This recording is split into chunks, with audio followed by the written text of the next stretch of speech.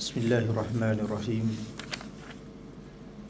Alhamdulillahi rabbil alamin. Nahmaluhu wa nasta'inu wa nastahdi wa nastaghfiruh. Wa na'udzu billahi min shururi anfusina wa min sayyiati a'malina.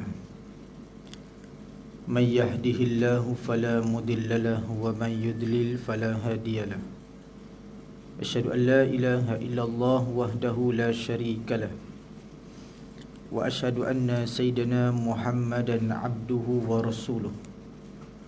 Allahumma salli ala sayyidina Muhammad wa ala alihi wa sahbihi wa barik wa sallim. Subhanaka la ilma lana illa ma 'allamtana innaka antal alimul hakim. Rabbi shrah li sadri wa yassir li amri wahlul 'uqdatam min lisani yafqahu qawli. Ya alim alimna min ilmika kama tarda bihi anna. Ya halim khalliqna bihulkil hilmi wa haqiqna bihaqqikil ilmi. Allahumma 'allimna ma jahilna wa zakkirna ma nasina. Allahumma yassir wa la tu'assir wa tammim bil khair amma ba'd. Assalamualaikum warahmatullahi ta'ala wabarakatuh. Alhamdulillah, syukur kita kehadrat Allah Subhanahu wa ta'ala, dengan limpah dan kurnia daripada Allah Subhanahu wa ta'ala, sehingga pada saat ini kita masih diberikan kesempatan oleh Allah Subhanahu wa ta'ala untuk kita mengecap nikmat yang terbesar dalam kehidupan kita, iaitu nikmat Islam dan juga nikmat iman. Mudah-mudahan dengan nikmat yang dikurniakan oleh Allah Subhanahu wa ta'ala ini menjadikan diri kita lebih bertakwa di sisinya. Seterusnya, mari sama-sama kita merafakkan kesyukuran kepada Allah Subhanahu wa ta'ala dengan setinggi-tinggi syukur, sehingga pada saat ini Allah Subhanahu wa ta'ala masih memilih kita untuk sama-sama kita duduk dan berada di dalam majlis ilmu ini, atas asbab Allah Subhanahu wa ta'ala memberikan kepada kita nikmat kesihatan dan kelapangan waktu. Mudah-mudahan Allah Subhanahu wa ta'ala mengurniakan kepada kita ilmu-ilmu yang bermanfaat, insya-Allah. Baik, hari ini kita akan sambung pengajian menggunakan kitab jin dan syaitan dalam kehidupan manusia. Okey. Pada bulan yang lalu kita telah membicarakan beberapa perkara yang berkait antara tukang sihir dan juga seorang peruqyah. Perbezaan kenapa dahulu ramai orang menggunakan khidmat rawatan yang tidak berlandaskan syariat. Saya nak suka guna ayat itulah. Selagi orang klaim kata kita tuduh macam-macam. Jadi kebanyakan dahulu mereka menggunakan kaedah yang tidak patuh syariah, yang tidak berlandaskan syariat. Tetapi alhamdulillah, apabila datangnya Islam dan juga datangnya perubatan yang dinamakan dengan perubatan Islam, lalu rawatan-rawatan sebegini sudah mula diketepikan. Tapi kita kena ingat, menjangkau kepada akhir zaman, tuan-tuan dan puan-puan, ilmu rawatan yang tidak mengikut kepada kaedah Islam, ataupun kita sebut rawatan yang tidak patuh syariah ini, tumbuh bak cendawan selepas hujan. Maksudnya apa? Semakin banyak orang yang klaim dia ada ilmu-ilmu tertentu, lalu mereka menggunakan sebagai rawatan. Lalu mereka mengajak orang supaya melakukan perkara syirik kepada Allah Subhanahu wa ta'ala. Baik, hari ini kita akan sambung. Terdapat beberapa keistimewaan perubatan dengan Al-Quran. Okey, tuan kitab ni nak cerita apa istimewanya kita berubat menggunakan kaedah perubatan Islam. Yang pertama, mereka boleh menghubungkan orang yang sakit dengan Allah yang Maha Agung. Okey, maksudnya bila ketika mana kita menggunakan kaedah perubatan Islam, dalam ilmu perubatan Islam, ustaz yang berubat ataupun peruqyah tidak lain tidak bukan mereka menggunakan perhubungan antara kita dengan Allah Subhanahu wa ta'ala semata-mata. Kita tak ada menggunakan benda-benda yang lain yang boleh membawa kepada amalan syirik kepada Allah Subhanahu wa ta'ala.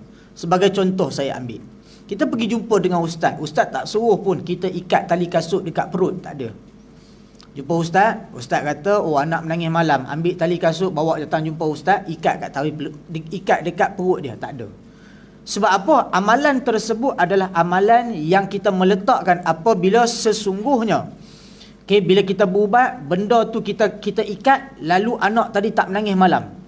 Lalu datanglah satu perasaan yang bahawa sesungguhnya yang mengubati itu, yang menyembuhkan adalah tali kasut, bukannya Allah Subhanahu Wa Taala. Jadi bila kita bertemu dengan ustaz-ustaz peruqyah yang menggunakan kaedah perubatan Islam, mereka sering kali berpesan kepada kita.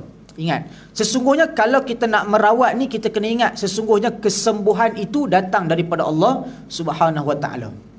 Kalau tuan-tuan dan puan boleh buka dalam Quran satu kisah yang disebutkan tentang kisah Ashabul Ukhdud. Kisah Ashabul Ukhdud pernah diceritakan tentang satu orang lelaki bernama Ghulam. Ghulam ni dia pernah dapat ilmu, dia pernah bertemu dengan satu orang pendeta yang mana dia belajar ilmu ketuhanan dengan pendeta tersebut. Satu hari dia boleh membunuh seekor binatang yang mengganggu orang kampung pada ketika tu, yang tidak ada siapa pun yang boleh berlawan dengan binatang tadi. Lalu apa Ghulam ni buat? Dia ambil seketul batu, lalu dia kata kalau benarlah ilmu yang diajarkan oleh si pendeta tadi, lalu aku minta kepada Tuhan supaya membantu aku. Lalu dibacakan dengan apa kalimah? Bismillah. Bila disebut saja bismillah, baling saja batu tu, kemudian mati binatang tadi. Bila dia mati binatang tadi, orang kampung tengok kata Ghulam ni satu orang yang hebat. Dia ada satu power. Tapi power-power orang duk ingat dia ni ada hikmat, dia ni ada sixth sense dan sebagainya. Orang duk anggap, orang datang jumpa dia. Ghulam, aku ni ada sakit kulit. Hang boleh tak ubatkan aku punya sakit kulit ni? Lalu kata Ghulam apa? Sesungguhnya aku boleh ubat, tapi dengan syarat, dia kata. Apa syarat dia? Yang pertama, syarat dia adalah engkau kena masuk agama aku. Yang mana agama aku, iaitu yakin dan percaya bahawa sesungguhnya Allah Subhanahu Wa Taala adalah Tuhan kita, bukannya raja kita. Waktu tu orang duk ingat raja ni adalah mereka punya Tuhan, tapi sebenarnya tidak. Lalu kata Ghulam yang kedua, kamu nak aku ubat kamu, dengan syarat kamu kena tahu bahawa sesungguhnya yang menyembuhkan bukan aku, tetapi adalah Tuhan aku, Tuhan kamu. Lalu siapa yang nak baik semua pakat masuk agama si Ghulam. Ubat, alhamdulillah, berkat daripada Allah Subhanahu Wa Taala, lalu sembuh penyakit. Siapa yang datang jumpa Ghulam, semua sembuh. Lalu pada ketika itu kita nak bawa kisah ni apa? Bahawa sesungguhnya Ghulam ni dia berpegang kepada kesembuhan itu milik Allah Subhanahu Wa Taala, bukan kita. Kalau kita pergi berjumpa dengan satu orang, tak maaf kita datang berjumpa dengan dia, dia kata teruk dah ni, dia kata teruk dah. Geleng kepala tu, teruk dah ni. Dia kata awak datang jumpa saya ni dah kira penghujung dah ni. Saya rasa seminggu kalau lewat ni awak dah tak ada dah. Mujur datang jumpa saya. Tinggalkan orang macam ni, jangan pergi berubat. Sebab apa? Dia meletakkan kesembuhan itu di tangan dia, bukan di tangan Allah Subhanahu Wa Taala. Perubatan Islam ini mereka menghubungkan kita dengan Allah Subhanahu Wa Taala. Mereka akan membicarakan tentang perkara-perkara yang mendekatkan diri kita kepada Allah Taala. Lepas saja berubat, perawat kata, ni balik nanti amal zikir ni. Nabi SAW ajar kepada kita. Kata Nabi SAW, barang siapa yang mengamalkan zikir La ilaha illallah wahdahu la syarikalah, lahul mulk wa lahul hamdu wa huwa ala kulli syai'in qadir.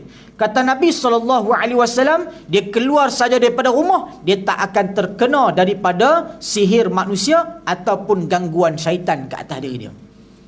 Jadi zikir ni amal berapa kali? 100 kali pagi, 100 kali petang.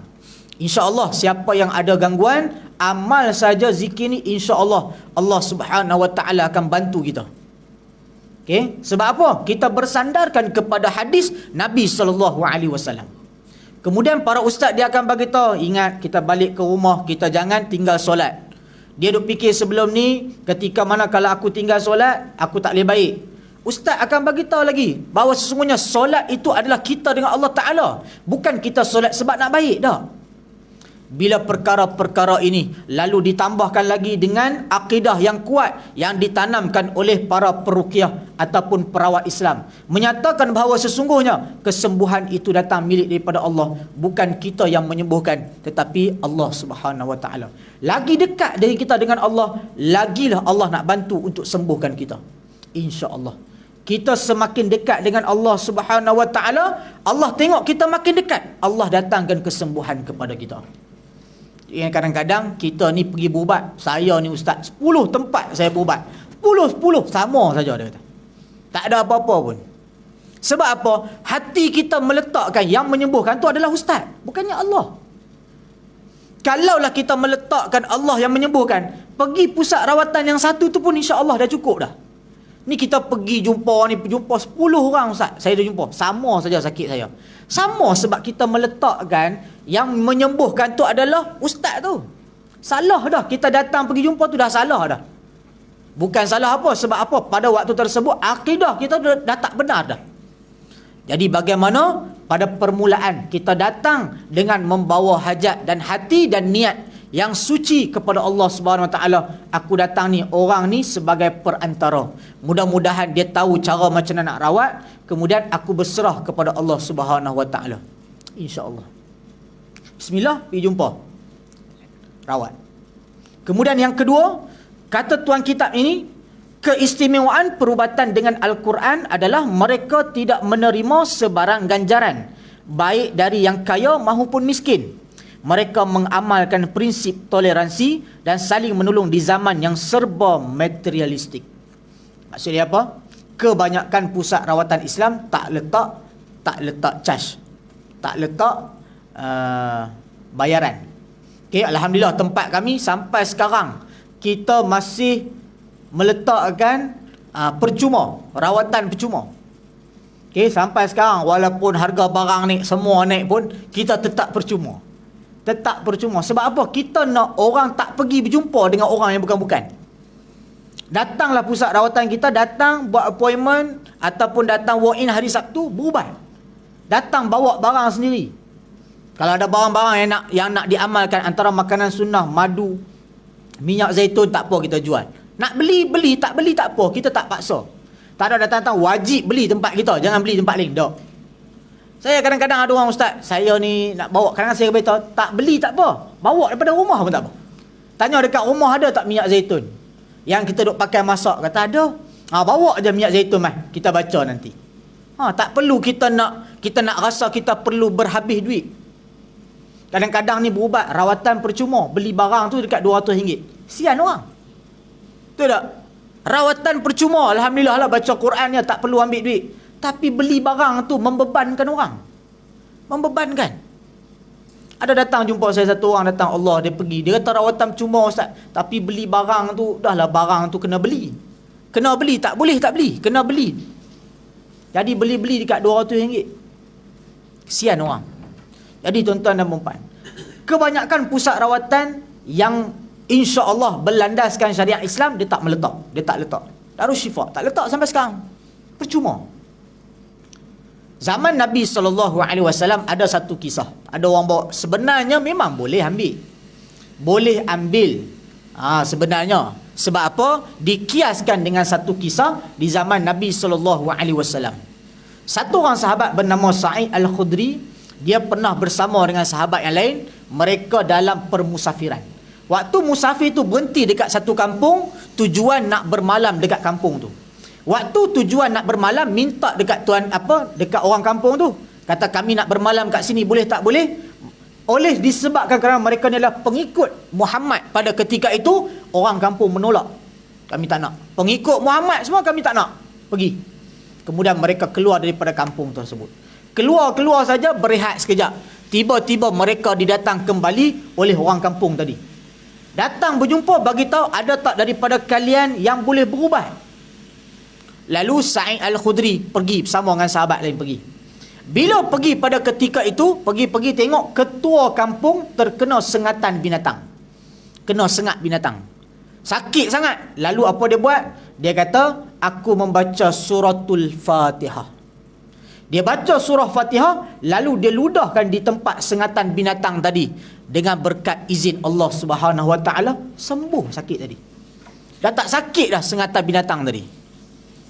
Lalu bila dia pulih tu, lalu ketua kampung tadi menghadiahkan kepada rombongan mereka ini, iaitu sebanyak 100 ekor kambing. 100 ekor kambing. Kalau hari ni seekor kambing 1000 lah. 100 ekor berapa? 100,000. Sekali berubat 100,000 bagi. Dia bagi 100 ekor kambing kepada mereka. Lalu mereka ni balik tu pergi jumpa Nabi dulu. Sahabat ni pergi jumpa Nabi dulu, tak ambil makan lagi kambing. Pergi jumpa Nabi, cerita tentang permasalahan ini.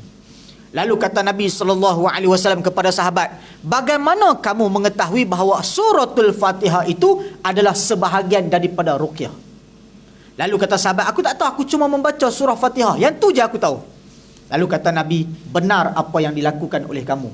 Sesungguhnya surah Al-Fatihah itu adalah sebahagian daripada ruqyah. Lalu dia kata ni, mereka bagi kat kami 100 ekor kambing, boleh makan tak boleh makan? Lalu kata Nabi, boleh. Bagi sikit dekat aku, kata Nabi. Jadi diperbolehkan mengambil bayaran. Tapi tadi dia bukan minta, orang bagi dia ambil. Diperbolehkan mengambil. Cuma kita hari ni janganlah sampai bayaran tersebut tidak munasabah. Hari ni saya buka pusat rawatan, nak bayar duit elektrik, air lagi kan. Tak apalah. Boleh. Hanya sekadar yang dikatakan waras pada fikiran kita untuk diletakkan. Ni kadang-kadang letak sekali ni, saya nak berubat ni ada 3 kali. 3 kali ni RM5,000. Saya pernah berubat, ada satu orang pesakit saya. Pesakit saya ni, dia berubat dengan saya. Berubat dengan saya, nampak lambat. Nampak macam lambat ya. Kemudian dia pun berjumpa dengan satu orang. Jumpa satu orang ustaz ni, dia panggil bawa pergi rumah. Ustaz ni pun pergi buatlah, datang ke rumah. Datang ke rumah ni, dia kata ada bayaran. Tak apalah. Kawan tu pun, ustaz tu datang tengok rumah ni, rumah banglo. Rumah banglo. Rumah besar ni. Okey, tak apa. Rumah besar, letaklah bayaran. Letak bayaran. Tuan rumah kata, ustaz berapa? Tak apa, kita kira kemudian nanti. Kemudian nanti kita kira balik. Kemudian kira balik. Duduklah. Dalam beberapa tu, sekali ustaz, berapa ni semua? Okey, daripada hari tu kita mula sampai hari ni RM8,000. RM8,000. Dia fikir RM8,000 tak apalah, mengenangkan nak anak tu sihat, bayarlah RM8,000. Bayar RM8,000, ustaz tu kata kena buat rumah pula. Kena buat rumah pula. Kena buat rumah ni, ada kat rumah ni. Dia datang tu, dia tanda dulu kat luar rumah tu ada rumput sikit, dia tanda pangkah. Ni tempat dia. Kan? Nanti datang, semua datang 1,000 saja. Bawa 40 penyamun, pecahkan tanda X tadi. Apa dia buat? Dia tanda tu, kemudian 1 minggu kemudian dia bawa 2 orang main tolong dia. Dia bawa dengan garam apa semua, kemudian dia kata nak pagar rumah. Banyak ni. Dia kata, ustaz, saya ni dia tak bagi beli barang, semua barang dia beli. Dia kata tak apa, dia masuk sekali dalam cas. Saya tanya berapa ni? Berapa? Mula-mula saya nak buat tu, saya tanya berapa sungguh-sungguh ni? Saya nak kena sedia duit ni. Kemudian dia kata, baik, nak pagar rumah ni harga dia RM20,000. RM20,000 pagar rumah. Saya rasa pagar yang dia buat depan rumah tu lagi murah kot. Mungkin lah kan. Pagar yang betul tu RM20,000. Okay. Ni pagar ajaib RM20,000. RM20,000 tu depan dia. Dia kata macam ni, ustaz. Ustaz nak RM20,000 ke ustaz? Saya akan telefon suami saya. Ustaz cakap dengan suami saya, boleh? Okey, tak apa, boleh. Depan dia. Dia pun cakap-cakap bagi telefon kat ustaz. Assalamualaikum warahmatullahi wabarakatuh. Okey, kita nak buat pagar rumah ni. Harga dia RM30,000. Terkejut dia. Ustaz, depan saya RM20,000, kenapa naik RM10,000? Ada waktu ketika naik harga. Naik harga RM30,000. Last sekali, mengenangkan nak anak tu pulih, sihat. Sebab apa? Berubat, tarik pada badan, keluar paku. Tarik pada badan, keluar jarum. Nampak dengan real mata. Sungguh betul lah. Dalam badan anak aku ni macam-macam. Nampak keluar tu, nak juga ustaz ni berubat. Bayarlah RM30,000. Pagar rumah. Lepas dah habis rasa macam, aduh banyak sangat. Last sekali, tanya kat ustaz, macam mana ustaz penghabisan ni? Dia kata apa? Kalau lepas ni tak nak berubat lah, saya tak tahu anak ni boleh pulih ke tak boleh pulih. last sekali berhenti ubat. Sebab dia cakap macam tu, ustaz cakap macam tu, kecil hati saya. Ustaz boleh kata macam tu, anak saya belum tentu baik ke tak baik. Berhenti panggil saya balik berubat, cerita dekat saya. Rupanya total nak habis berubat tu dekat 100,000 dah. Saya kata kenapa sampai jadi macam ni. Ada orang ambil kesempatan di atas kesempitan orang. Tengok sikit rumah besar, bagi duit, boleh bagi permulaan, kali kedua sekali bagi minta lagi, minta. Auzubillah. Tuan dan puan, jangan jumpa orang macam ni. Bila ketika kita nampak tak munasabah, jangan tolak. Jangan. Banyak lagi rawatan Islam lain yang mana bukan dia seorang yang boleh menyembuhkan, yang Allah SWT menyembuhkan kita melalui orang lain, ramai lagi. Ada saya pernah pergi jumpa ada satu orang tok guru di Gombak, meninggal dah dia tok guru. Dia ni tok guru tarikat. Pergi minta air tawar, tak ambil duit langsung. Tak ambil duit, saya tak nak duit. Dia baca saja, dia buat. Orang minum air dia, alhamdulillah. Orang yang main cerita saya tu lah. Saya pergi ustaz, dia kata saya minta baca ni, saya nak bagi duit, tak mau ambil. Saya minum air dia ustaz, alhamdulillah, makin baik. Kadang-kadang dengan apa? Orang yang berbeza-beza lah. Main nak minta-minta, kadang tak boleh pun. Dengan satu orang yang tak ambil duit pun, insya-Allah boleh sembuh. Sebab apa? Semua datang daripada Allah, bukan datang daripada kita. Yang kita nak letak ganjaran yang luar biasa, kenapa? Sebab apa? Kita nak menjadikan sebagai perniagaan. Yang nak menjadikan perniagaan itu adalah rawatan yang tidak berlandaskan syariat Islam. Okey? Dengan berubat ni bukan kita, jangan mimpi kita nak kaya dengan berubat, tak. Jangan. Banyak dekat luar sana, minta maaf lah saya sebut, minta maaf. Kat luar sana banyak yang duk buka-buka ni nak menjadikan rawatan ni sebagai perniagaan dan pendapatan yang lumayan. Ada orang berubat. Mai satu orang pesakit saya juga pernah kena 57,000. Nak keluarkan dalam badan ni seekor jin 1,400. Nak keluar jin 1,400. Saya tak boleh fikir macam mana dia keluar 1,400 kalau jin tu masuk balik macam mana. Nak kena lagi 1,400. Sebab yang keluarkan jin tu atas izin Allah Subhanahu Wa Taala, bukan kita. Kalau biasa ni dia jamin boleh keluar, maksud dia pun guna jin. Terus terang dekat. Yang ketiga, mereka sentiasa teguh dengan hadis-hadis sahih daripada Rasulullah sallallahu alaihi wasallam untuk menghapus segala amalan khurafat. Biasa perubatan Islam ni dia akan bagi tahu benda yang boleh, benda yang tak boleh. Macam tadi saya kata, orang datang, ustaz, saya nak kena bawa ayam hitam ke? Tak ada amalan bawa ayam hitam, nak kena sembelih kambing, nak kena bawa telur ayam, tak ada. Ada tu amalan yang lebih khurafat apabila mereka memindahkan penyakit kepada binatang. Tak boleh, hukum dia haram. Bawa mai seekor binatang sebab nak pindahkan sakit daripada pesakit ni kepada kepada binatang tadi, hukum dia haram. Tak boleh. Tak boleh pindah. Ada perawatan macam ni, tinggal. Jangan. Sebab hukum dia haram. Tak boleh kita pindahkan. Pindahkan sakit tu kepada satu makhluk yang bernyawa. Tak boleh. Yang keempat, berkat perubatan dengan Al-Quran ini, banyak sekali rumah orang-orang yang tidak mengenal Islam sedikit pun, kecuali hanya namanya sahaja, kerana televisyen telah menjadi guru kepada mereka. Maksudnya apa? Dengan rawatan Islam ni banyak, insya-Allah dan alhamdulillah, banyak rumah dah sudah mengenal Islam. Kita pergi rumah, pagar rumah ustaz. Datang rumah, pagar rumah saya ustaz. Kita pun pergi masuk dengan seluar pendek. Pakai seluar pendek ni. Kita kata pakai kain pelikat lah kata. Dia pakai kain pelikat. Dia pun masuk pakai kain pelikat. Nak pagar rumah. Pagar rumah, kita nampak atas meja makan ni ada rokok sekotak. Rokok sekotak, tak apa. Kita pagar dulu ni. Sebab apa? Kita pagar, habis pagar, kita pun cerita kat tuan rumah. Baik, kita kata nak pagar ni senang, nak jaga pagar yang payah. Okey, nak pagar senang. Kita pun boleh ajar untuk buat sendiri pun boleh. Senang nak pagar. Tapi nak jaga yang payah. Lepas tu dia tak nak jaga yang payah tu apa tak? Okey, ingat, yang pertama, jangan buat dosa dalam rumah. Jangan buat dosa. Jangan buat dosa. Macam mana tu Ustaz? Yang pertama, dosa yang biasa dibuat dalam rumah adalah tinggal solat. Saya kata, tinggal solat dengan sengaja dalam rumah, pagar runtuh. Runtuh. Panggillah 10 ustaz pun datang main pagar rumah, 10 kali kita tinggal solat. Pagar yang kita bina tadi runtuh serta merta. Cuma tak nampak. Kalau Allah bagi kita nampak tinggal solat, Allah baru buat pagar ni runtuh dah, nescaya kita tak akan tinggal solat. Tinggal solat serta merta pagar yang kita buat runtuh. Jadi jaga solat. Dengar-dengar tu telan kali orang. Aish, duk fikir 3-4 kali tu. Sebab biasa buat. Ahli dalam rumah biasa buat. Jadi bila kita bagi tahu, insya-Allah ustaz, nanti saya pesan kepada anak-anak semua. Yang kedua, jangan merokok dalam rumah, saya kata. Rokok dalam rumah, runtuh pagar, saya kata.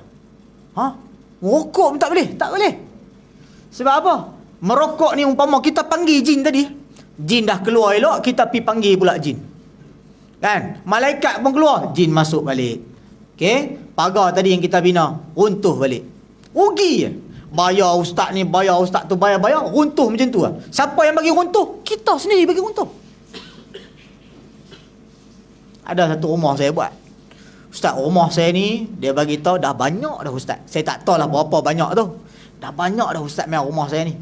Nak cerita kata, buat rumah ni ustaz, banyak dah lah, banyak dah. Tapi sama je sampai sekarang.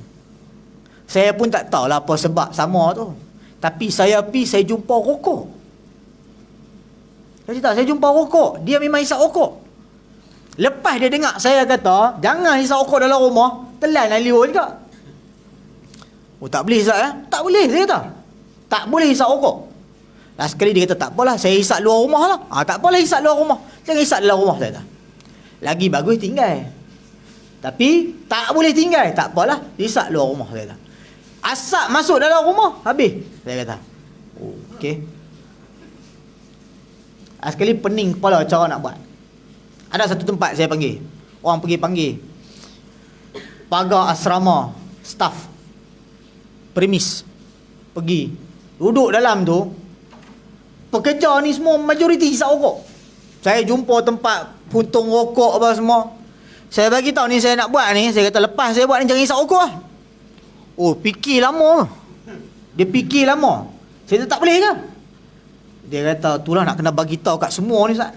Saya kata, nak hisap rokok luar pintu tu. Luar pintu hisap rokok. Masuk dalam, jangan bawa rokok, saya kata. Fikir kak lah. Fikir panjang lah sekali, tak tahulah boleh tahan ke tak boleh tahan. Wallahualam. Kita ajar kepada pesakit ataupun ahli dalam rumah supaya berubah kepada mengenal Allah Subhanahu Wa Taala dengan lebih dekat. Jadi tinggalkan dosa dan maksiat. Kalau nak jaga, kalau nak Allah bagi baik nak ni, insya-Allah dengan berkat kita jaga, kita tak buat dosa dan maksiat, insya-Allah apa yang kita buat, yang kita usahakan ni, insya-Allah berhasil. Barulah tukar.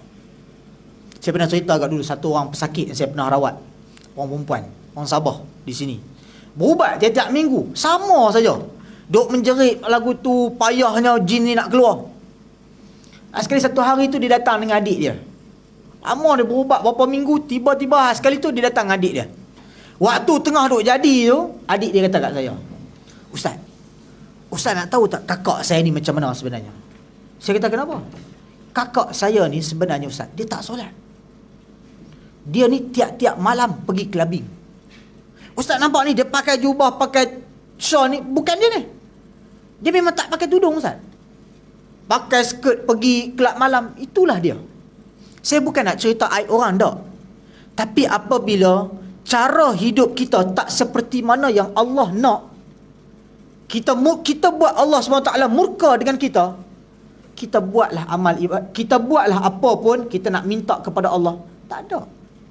Sebab apa? Yang pertama, kita ni buat benda yang Allah Subhanahu Wa Taala murka.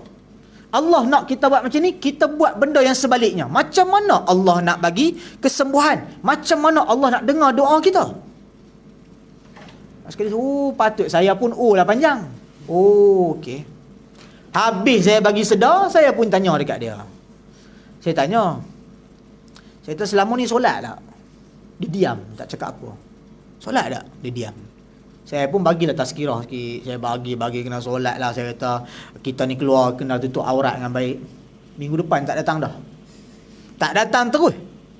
Tak datang terus. Sampai sekarang saya tak jumpa dah dia. Tak datang dah. Okay, saya doakan mudah-mudahan dia berubah. Okay, asbab Allah SWT uji dengan sakit ni, mudah-mudahan dia berubah. Itu yang kita nak. Bila Allah SWT uji kita balik kepada Allah SWT. Banyak dah alhamdulillah. Bila kita berubat ni, kita cerita-cerita ni, orang semakin dekat. Makin dekat. Nak berubah, nak tukar fikiran dan juga akidah orang kepada kita tu pun satu hal juga.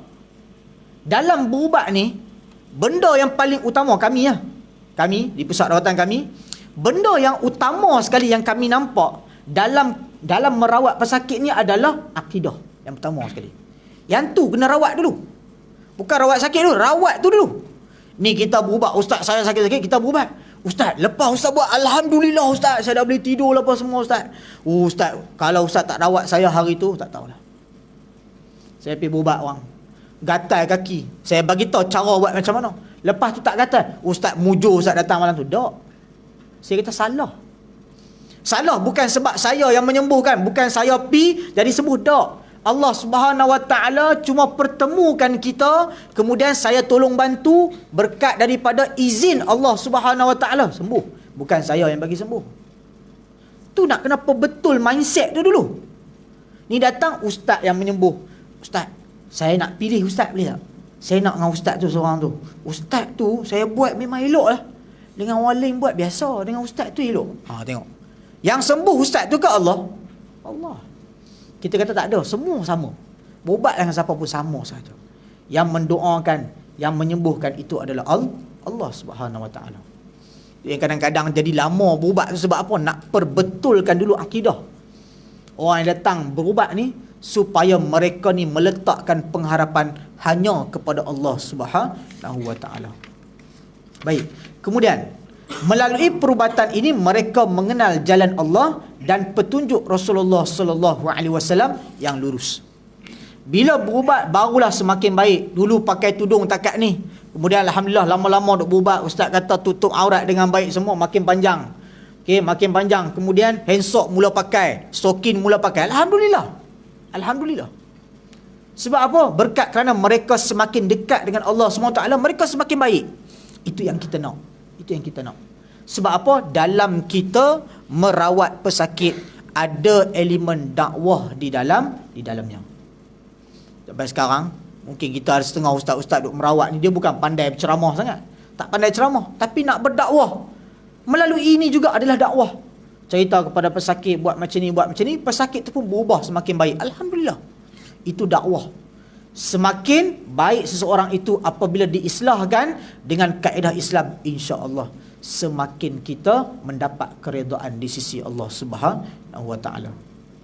Sayangnya kaedah perubatan ini juga menambah kepada generasi muda yang belum begitu teguh dengan ajaran Islam, dengan kemampuan ilmu fikih yang belum matang, tetapi dengan mantapnya mereka mengubati orang sakit dengan Al-Quran kerana menganggap diri mereka sebagai Ahmad bin Hanbal dan Ibnu Taimiyah.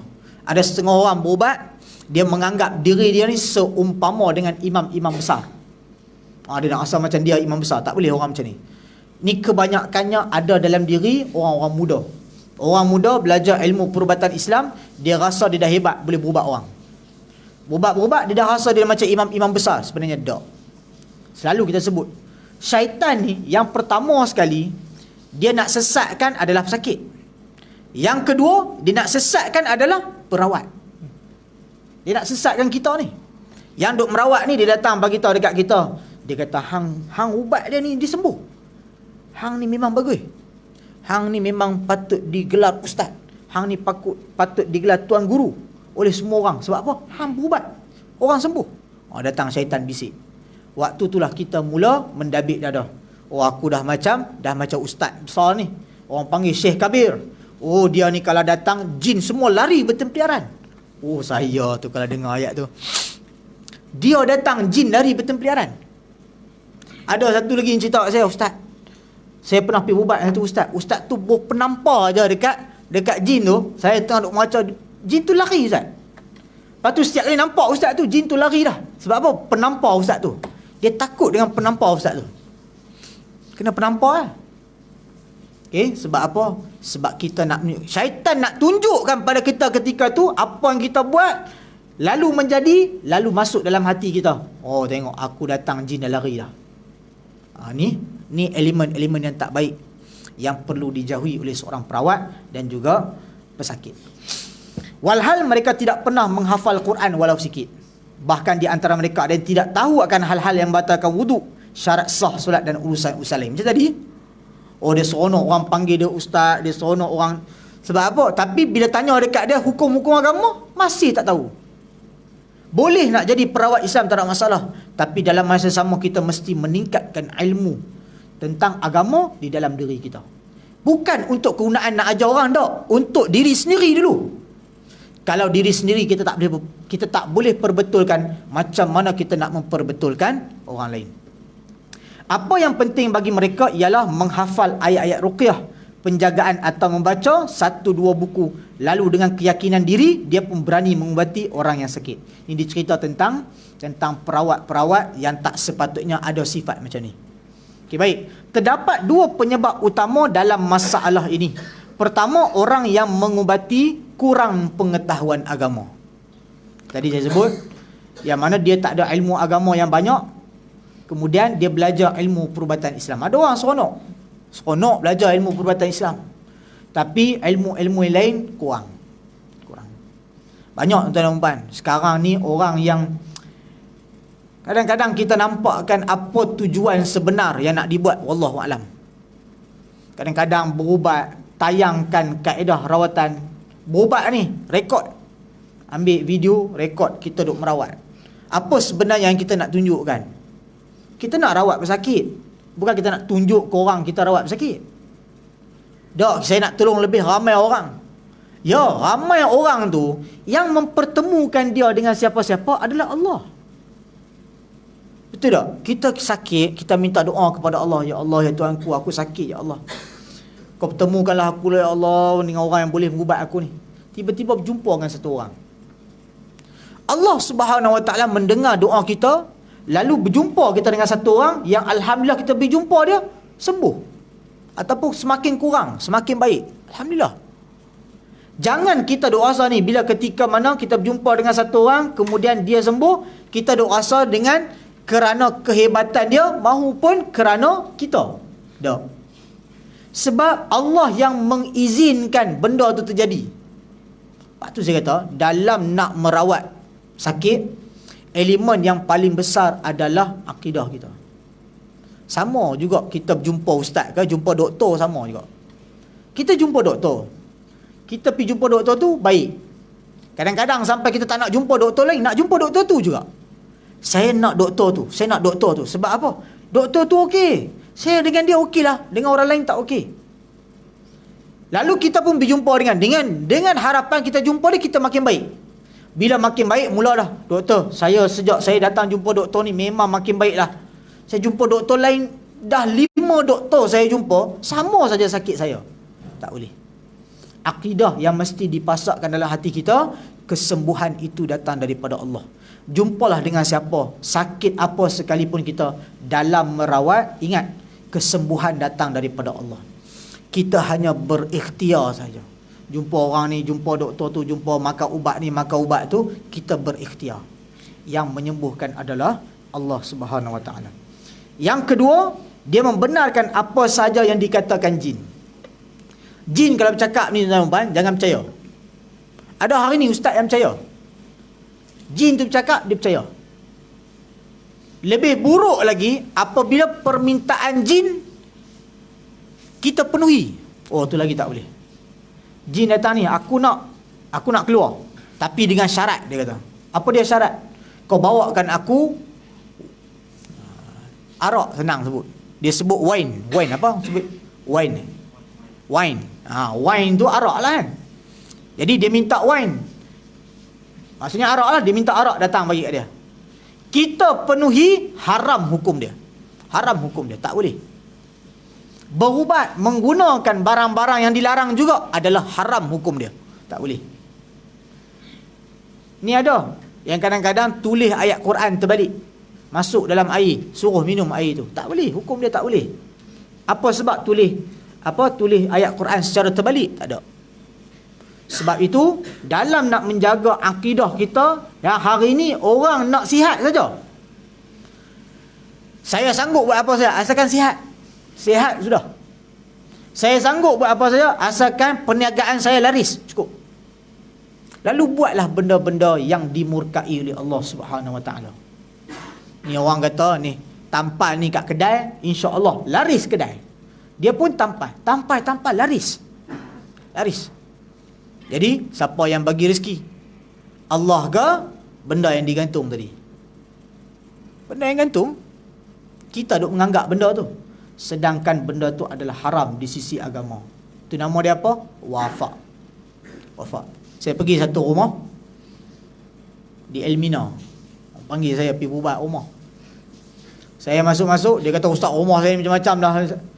Saya pun naik pergi pagar balik nada hitam ni, naik atas bilik dia, belakang ni, atas pintu ni wafak besar wafak. Saya tengok, sudah. Saya kata, ni apa dia ni? Oh, ni makcik saya bagi, dia suruh gantung. Saya kata, makcik bagi sebab apa? Dia kata dia ada jumpa satu orang ustaz di Thailand. Dia kata ustaz tu kata suruh pakai lah ni. Dia kata gantung lah. Dia kata jin tak masuk rumah. Gantung jin lagi banyak jin. Gantung atas pintu tu wafak. Saya kata selagi tak tanggalkan benda ni, selagi tu benda tu ada. Saya kata tanggal, turunkan, buang. Lepas ni saya buat ni, buang terus ni. Saya suruh turun sekarang, saya buat, saya kata lepas ni pergi buang sekarang. Lepas tu Allahu'alam, lepas minggu depan tak telefon dah. Tak tahulah jin tu dah lari tak lari, Allahu'alam. Mudah-mudahan lah. Sebab apa? Sebab kita buat amalan yang salah di sisi agama. Sama pakai, suruh pakai ni, pakai gelang. Dia tak pakai gelang tu, walaupun dibuat daripada benang kadang ikat, dia tak pakai. Selama mana kamu pakai benda ni, takkan kena gangguan. Syirik hukum dia. Ni kadang-kadang kita perlu, perawat-perawat dia perlu faham benda ni. Jangan kita bagi benda-benda yang boleh menyebabkan akidah kita ni lari. Jangan. Okey, sebab tu dia kata kat sini, sekarang ni banyak nak membenarkan apa yang jin minta semua bagi. Tak boleh hukum dia, tak boleh hukum dia. Dengar satu-satu, mana orang duk berubat ke, jin minta dia bagi, tak boleh. Kita dok, saya dengan saya, jin hang minta apa pun aku tak bagi juga. Aku nak hang keluar pada badan dia, itu je. Nak keluar tak mau keluar, itu je. Tak ada. Ada kadang-kadang orang menganggapkan bahawa sesungguhnya satu sakit tu tak boleh diubat selagi kita tak jumpa barang. Ada orang ni perawat-perawat, dia kata, akak ni dah rawat dah 10 bulan dah ni. Kalau boleh dikatakan tiap-tiap bulan ni kita memang duk buat rawatan, ustaz, tapi nampak sama ya. Dia kata, akak, saya rawat akak ni, saya nampak ada satu benda ya. Ada satu benda yang ditanam akak, tapi tak jumpa barang tu. Kita kalau jumpa barang tu, akak dah sembuh lah. Tak boleh. Tak boleh cakap macam tu. Sebab apa? Sebab yang menyembuhkan adalah Allah. Adakah kita nak menafikan kuasa Allah Ta'ala dengan satu benda yang ditanam tadi? Oh, akidah kita macam mana tu? Macam mana akidah kita boleh meletakkan, kalaulah nak sembuh, kena jumpa barang tu? Tak boleh. Sebab Allah yang bagi sembuh. Maksudnya kita menafikan kuasa Allah untuk menyembuhkan dia dengan barang tadi. Sebab tu kata dalam nak merawat ni kena hati-hati. Bukan semua orang kita nak merawat, nak jadi ramai hari perawat, boleh, tak ada masalah. Tapi ingat, jaga hati kita ni. Syaitan akan masuk sikit saja, nak tiunkan kita punya akidah. Terbalik saja akidah kita, habis kita. Okey. Kemudian, di antara penyimpangan yang pernah saya dapati, kata dia, okey, yang pertama, menulis ayat Al-Quran pada tubuh sakit. Tak boleh. Tuan kitab ni sebut, tulis ayat Quran pada tubuh sakit. Tak boleh. Saya pernah jumpa kaedah ni, ada orang buat. Dia tulis. Dia kata jin yang masuk dalam tubuh badan tu, jin zaman Nabi Ibrahim. Jin zaman Nabi Ibrahim. Saya tak tahu lah macam mana dia boleh tahu semua. Kemudian dia rawat banyak kali, nampak tak elok. Kemudian dia tulis atas tubuh badan pesakit tu kalimah bismillah. Bismillahirrahmanirrahim dalam bahasa Ibrani. Nabi Ibrahim, bahasa dia orang tu menggunakan bahasa Ibrani. Dia tulis kalimah bismillah bahasa Ibrani. Sejak tu kawan tu tak sakit dah. Sejak tulis. Tulis dengan marker pen ni, atas belakang tubuh badan ni. Jalanlah dia. Bila nak main nampak hilang sikit, main tulis balik, sambung balik. Elok. Tengok, tak boleh. Okey. Yang kedua, menuliskan potongan huruf-huruf daripada permulaan surah tertentu pada jari-jari sakit. Tulis alif lam mim, ha mim, yasin kat ujung-ujung jari, tak boleh juga. Okey. Yang ketiga, menuliskan huruf nun terbalik pada kening. Kening. Okey, dia tulis huruf nun terbalik kat sini. Dia sambung kening ni, dia tulis nun kat situ, tak boleh. Sekali tengok macam mata Dajjal. Walaupun Dajjal sebelah mata macam ni elok macam. Kita nak umpamakan letak satu mata kat situ tu, titik nun terbalik, tak boleh hukum dia. Okey. Kemudian yang keempat, menuliskan lafzuz jalalah Allah pada secarik kain, kemudian membakarnya dan asapnya disedut oleh pesakit. Tulis kalimah Allah pada kain, bakar-bakar, suruh sedut, tak boleh hukum dia. Tapi kaedah ni saya belum jumpa. Saya belum jumpa lagi. Dan tak ada pun pesakit yang cerita kat saya dia sedut, tak ada. Okey, kaedah ni. Yang kelima, meniupkan asap dalam proses perubatan. Tiup asap. Menggunakan asap semua tak boleh. Kecuali bukhur. Bakhur. Tapi bakhur ni pun tak ada orang dalam perubatan pergi guna. Tiup, hembus asap bakhur tu kat pesakit. Tak ada lagi. Kita cuma suruh gunakan wangian ni, pasang dalam rumah. Pasang, bagi wangi rumah. Mudah-mudahan jin tak suka bauan ni, dia keluar daripada rumah. Tu je. Tak ada orang pergi berubat supaya macam mana kemian. Kemian ni bau busuk. Bakhur ni wangi sikit, tiup. Tak boleh. Tak ada dalam kaedah tu. Memerhatikan dengan teliti wajah pesakit perempuan di tengah-tengah proses pengubatannya untuk mengetahui jenis jin yang dikatakan menumpang dalam tubuh pesakit. Tengok, dia tulis kat sini, melihat wajah perempuan yang bukan mahram ialah haram. Datang tu yang comel sikit. Datang berubat tu comel. Ubat tu pula artis. Datang artis, saya berubat artis sama je. Saya rawat artis, 3 artis lah saya rawat. Sama saja saya buat macam mana orang lain. Tak ada apa lebih pun. Sama. Main yang cantik ke, sama juga saya tengok. Sebab apa? Mereka ni dalam keadaan sakit. Tolong je. Habis rawat dah. Saya suruh balik buat apa semua dah. Tak ada. Main ambil satu selfie gamak, tak ada. Tak teringin pun saya. Waktu ketika mana rawat ni, dia nak bagi tahu pandang wajah pesakit pada ketika tu, pandang dengan pandangan yang tajam. Kita duk tengok mata ke mata ni. Oh, aku tahu ni jin apa dalam badan ni. Tak. Ajar tu nak tengok mata, nak tengok wajah, tak boleh. Haram hukum dia. Okey. Kemudian yang ketujuh, menyuruh pesakit mengangkat kedua-dua tangan di sela-sela pembacaan ayat ruqyah. Lalu dia berdialog dengan jin yang berkata, jika dalam diri orang ini ada jin, kepalkanlah tangannya, dan jika tidak, bukakan tangan. Ni banyak tak? Banyak. Saya kalau cerita lagi, semua orang boleh tahu lah mana orang duk buat cara macam ni. Kalau ada, gerakkan jari. Kalau ada, mulalah saya nak lagi, saya tak mau cakap, orang boleh kenal lah siapa. Ingat, hati-hati. Tak ada lah bila ketika kita nak suruh gerakkan, tak ada lah nak suruh gerak. Jin ni bukan senang-senang dia boleh dengar cakap kita, dah. Bukan.